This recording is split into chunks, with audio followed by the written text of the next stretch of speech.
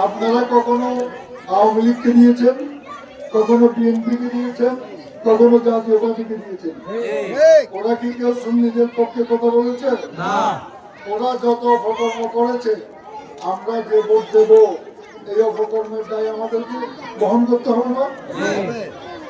সুন্নিদের ভোট দেওয়ার জায়গা ছিল না, মুর্শিদুর রহমান ভাইয়ের মাধ্যমে সুন্নিদের ভোট দেওয়ার জায়গা করে দেওয়া হয়েছে।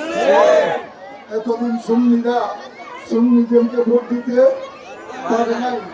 আমাদের নিজের জমি থাকা সত্ত্বেও আমরা সবাই বর্গা চাষি ছিলাম, অপরের জমিতে চাষ করেছি। এখন আমরা আমাদের নিজের জমিতে চাষ করবো। সুন্নিদেরকে ভোট দেওয়ার জন্য আমরা কি করেছি? ব্যবস্থা করেছি। অন্য কারো অপকর্মের দায় আপনাদেরকে বহন করতে হবে না। আমি আপনাদের সাথে একটা কথা বলতে চাই। আপনারা জানেন জয় পরাজয় আসে আল্লাহর পক্ষ থেকে। বদরের যুদ্ধের কথা শুনেছেন। 300 লোক নিয়ে যুদ্ধ করে হাজার হাজার লোকের সাথে জয় লাভ করেছেন।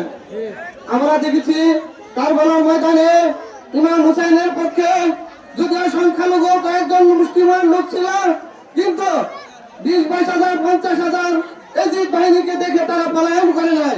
তারা ইমাম হুসাইনের সাথে রেখেছে, কারণ এটা আল্লাহ রসুলের সন্তুষ্টির জন্য।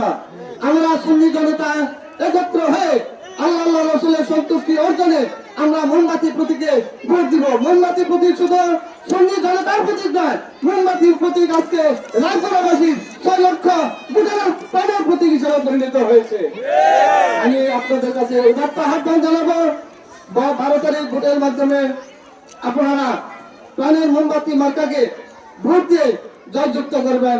এই আশাবাদ ব্যক্ত রেখে আমি আমার সংক্ষিপ্ত বক্তব্য শেষ করছি। আসসালামু আলাইকুম ওয়া রাহমাতুল্লাহ।